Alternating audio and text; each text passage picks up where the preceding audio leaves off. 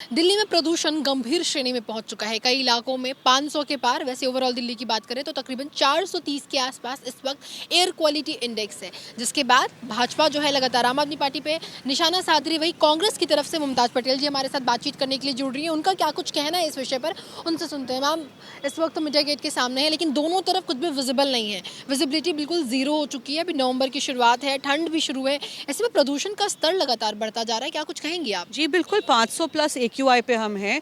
Zero visibility, इतना खूबसूरत कर्तव्य पथ यहाँ पे है, पर आपको मॉर्निंग वॉकर्स कोई भी नहीं दिखने वाले हैं।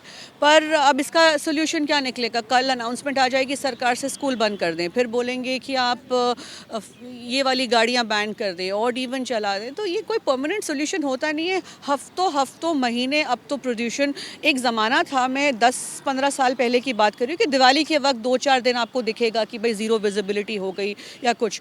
पर ये तो हम रोज़ डेली बेसिस पर we are breathing poison, we are in a gas chamber, we are not even breathing, अगर आप बोलेंगे तो इसका सोल्यूशन क्या है?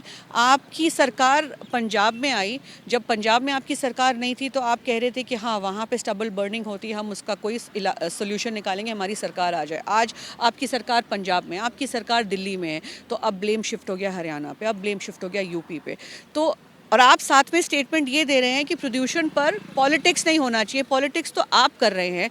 आप आपका काम करने की बजाय प्रदूषण पे और हर इशू पे सिर्फ पॉलिटिक्स ही कर रहे हैं। मैम, आपने दिल्ली की बात की, राजधानी है ये, और यहाँ पे यमुना की हालत, कूड़े का पहाड़ बढ़ता जा रहा है। और एक और चीज़ जो आपने जिसका मेंशन किया है कि कुछ ना कुछ नया, जैसे ग्रैप लागू कर दिया गया है, कंस्ट्रक्शन साइट पे रोक दिए, पर ये परमानेंट सोल्यूशन नहीं है। परमानेंट सोल्यूशन क्या हो सकता है? क्या कुछ किया जा सकता है? और क्या कंपैरिजन के तौर पर आप कहेंगी पुरानी सरकार और अभी सरकार को देखकर? बेशक, आप देखिए जो प्लानिंग है, सिटी प्लानिंग जो बोलते हैं, एक सिस्टमैटिक तरीके से होनी चाहिए। कंस्ट्रक्शन भी आप जो परमिशंस देते हैं, there has to be a limit to it, ठीक है ना? गाड़ियों की भी मे बी आप बैन कर देते हैं सडनली और बोलेंगे बंद कर दीजिए। Put a limit to it कि भाई एक परिवार में कितनी गाड़ियाँ हो सकती है। एक कार पूलिंग जो है आप एडवाइस करते हैं, तो उसको बिल्कुल लागू कर दीजिए। ग्रीन कवर को बढ़ाइए। यहाँ तो आप पेड़ काट रहे हैं क्योंकि आपको कंस्ट्रक्शन करना है, सड़कें बनानी है।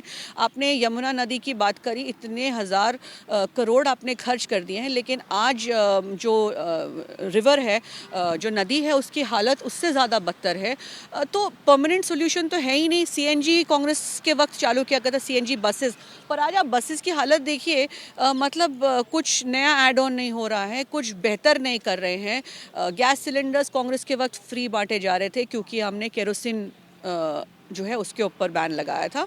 तो आप जो कमेटियां बना रहे हैं, उसमें जो सॉल्यूशंस निकाल रहे हैं, उसको कब इम्प्लीमेंट कर रहे हैं, कैसे कर रहे हैं? यहाँ तो सिर्फ एक स्टॉप गैप अरेंजमेंट होता है कि भाई सिटी को होल्ड पे डाल दो, स्कूल बंद कर दो, फलाना गाड़ी को बैन कर दो।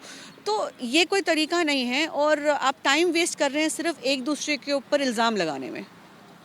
तो आपने सुना कांग्रेस नेता को साफ तौर पे कहना है कि ये परमानेंट सोल्यूशन नहीं है। आप ऑड इवन लागू कर देते हैं, आप स्कूल बंद कर देंगे, लेकिन ये परमानेंट सोल्यूशन नहीं है। परमानेंट सोल्यूशन पे काम करना चाहिए। ग्रीनरी, पेड़ को बढ़ावा देना चाहिए, पेड़ और ज़्यादा लगाए जाने चाहिए, और ख़ास करके इस तरीके से लोगों को एडवाइस करना चाहिए कि एक घर में एक गाड़ी हो, ताकि जो दिल्ली गैस चेम्बर में तब्दील होती नज़र आ रही, लगातार प्रदूषण बढ़ रहा है, उस पर कंट्रोल किया जा सके।